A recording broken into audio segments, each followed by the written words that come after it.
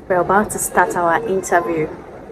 Please make sure you subscribe to my channel, okay? Hello, Maria. Welcome, and I'm happy to have you here. You are going to be my first interviewee, and I hope this goes as I have envisaged. I hope it goes far, far, far. And I hope with this interview, we are able to help a lot of business owners, because there are a lot of business owners out there who are trying to build their social media accounts and they don't know how to go about it. A lot of people are doing trial and errors. And the reason why I came up with this is to help them. We have people who have done it and it worked for them. I've even had people who manage their account themselves and they've gotten good results. So that is why I feel I should interview people, and I see you as one of those persons who have tried social media and social media is working for you, right? So social media is working for you. So to start with, let's get to know you. Who are you and what do you do? Hi, everybody. Right, I need to start that way. And I'm really honored to be the first person you're interviewing on this channel. I feel like I'm made. All right, first off, my name is Maria Adamta, but on social media, you can find me as the social media guru. I don't even know why I gave myself that name, but I just felt like I would grow by the way.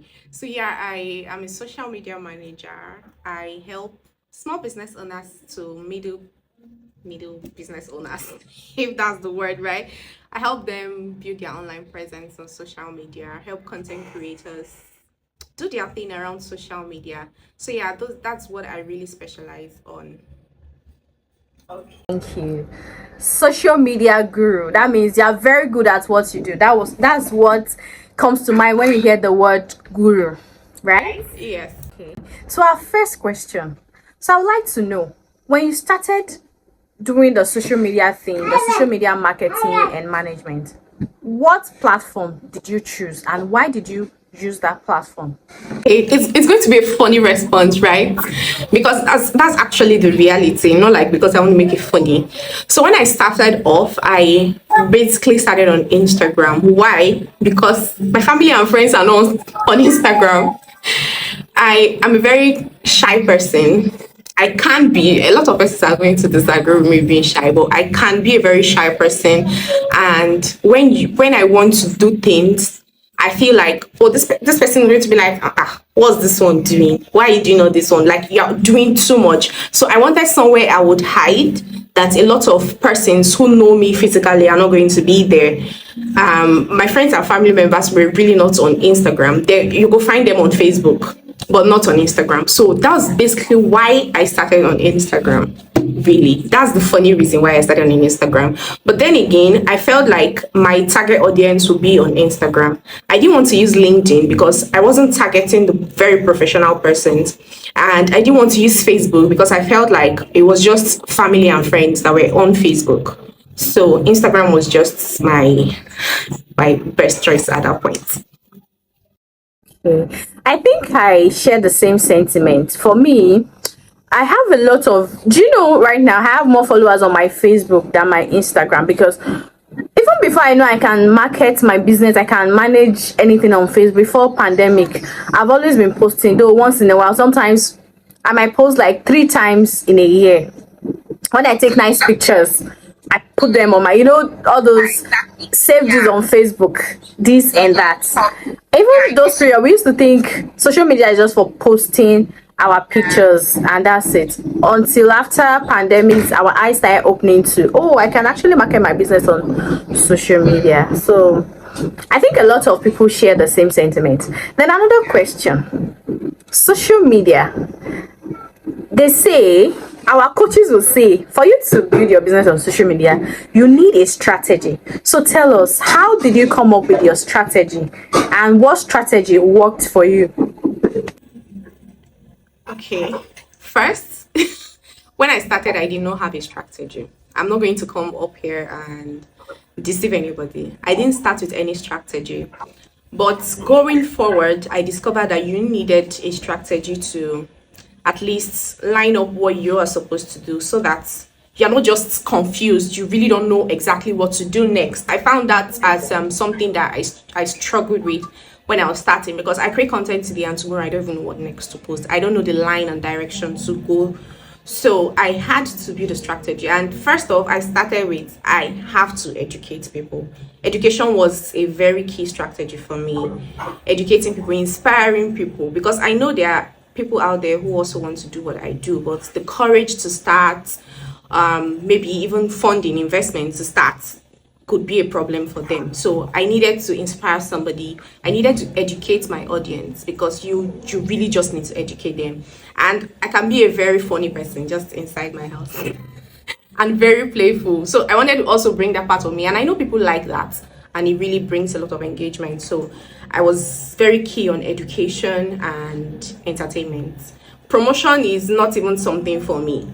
When you come to my page, you hardly get the fact that I service people. You don't even, that's not even the first thing I'll come to mind, that I'm a social media manager or anything and you need to know. I'm just there to educate people and entertain them, basically. So those were my strategy. Okay, that's interesting to know. So yeah, it's true. A lot of people on social media do not start with any strategy. They don't even have it at the back of their mind. I remember I once was like that. I never had a strategy. I just think it's just about posting, and at the end of the day you find yourself posting and not getting engagement. You feel down. That's a topic for another day. Another question is, when you started, do you have any goal at the back of your mind? First things, I just started it off because I wanted to just tell people that, oh, I can do this thing, oh, because I saw people who didn't know as much as I knew. Not because I'm shading anybody really, or because I know so much, but I saw people who I could do better than, right, on social media, and they were doing so well, marvelously well. And I'm like, bro, I really can do all of those things. So the first goal I wanted to achieve on social media was stamp my foot as an authority in the industry, right? Get brand awareness, just make sure that people know that I can do this thing. I'm an authority there. Do you get? So when you hear my name outside, you'll be like, yes, that's a social media manager, a very seasoned one at that. So that was basically my goal. Even getting clients or working for people was really not my goal at a particular point when I started. I just wanted people to know that, oh, Azomta can do this, the social media guru can do that. Really, that's my basic goal. And even right now, I stopped managing clients page, like full-time social media management. I've stopped doing that because the chaos that comes from managing people's social media pages can be hectic, right? And I don't find so much fun and joy in doing it, right? Everybody has their weak points and their strengths. So right now I just work on your campaigns. If you have a particular campaign you need to work on, I'll just do that for you. But personal page management, I'm creating your content for you every day, managing your page, revamping your, I don't do all of those things anymore right now. So the main reason why I started, my goal why I started, was to stamp my feet as an authority in the industry. Okay, thank you. That's actually true. Managing, especially for small business owners, some people do not know that of all the things you do in your business, most of the money should go into marketing, which social media marketing is a branch of marketing. So a lot of people, they are hackagon when it comes to investing in their marketing online. They don't even want to take courses. When they hire you, they have very unrealistic expectations of you as a social media manager. So I would agree with you, it's a very stressful job for us. Yeah, that's so. How did you overcome the challenges? That was the first step for me. I knew that yes, I was inconsistent. I accepted it with my full chest that I am inconsistent and I wanted to work on it. Secondly is for the part of me not being my authentic self. I already knew that this was not me. So all I had to do was accept the fact that you had to work on all of these things, and I started bringing out my real self, forgetting every other person. There are some persons I unfollowed when I came back like full time. There are some persons I unfollowed. Why? Because I felt like these people are big, yes, and I really respect and admire them, but I don't just want to be like them. And the more I see their content, I'll feel like I'm not doing so much, and then I start leaning back to trying to be like them. So I unfollowed some people, no hard feelings, but it's for myself, it's for my own growth. So I made sure I brought out all of me, all of myself, the real me. It's out right now. So I think that acceptance was the first thing for me, how I overcame, and then bringing out the real part of me. Yeah, managers just talk about, I think we do tutorial, we do this growth, but people should be talking about this 50 ratio 100 kind of follower thing. Do you get?